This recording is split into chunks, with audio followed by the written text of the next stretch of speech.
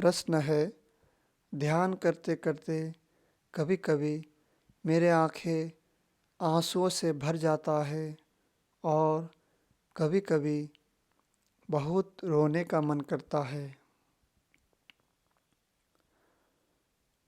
मनुष्य जन्म के बाद से ही किसी न किसी वस्तु के प्रति, सांसारिक वस्तु, बाहरी वस्तु के प्रति भागना शुरू कर देता है। बचपन में खाने के पीछे, खिलौने के पीछे, जैसे छोटे बच्चे भागते हैं उसके पीछे भागना शुरू कर देता है। और जैसे होश जगता है तो भीड़ के गुलाम हो जाते हैं।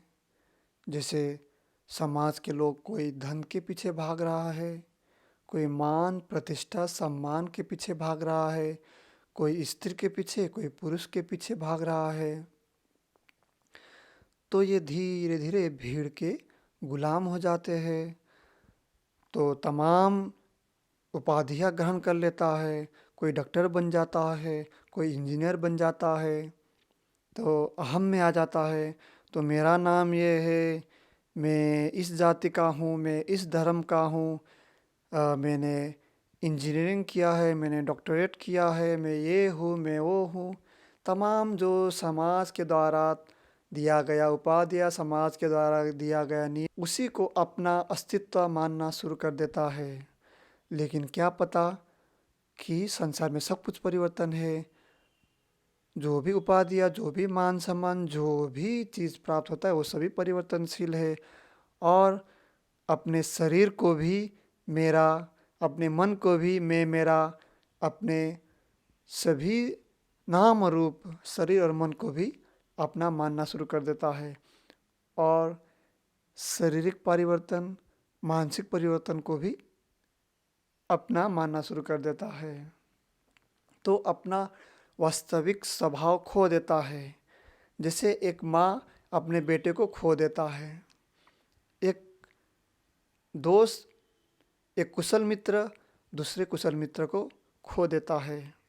लेकिन ध्यान साधना में जब प्रवेश करता है, धर्म में जब प्रवेश करता है और ध्यान साधना का अभ्यास शुरू करता है तो अपने वास्तविकता को जानने लगता है।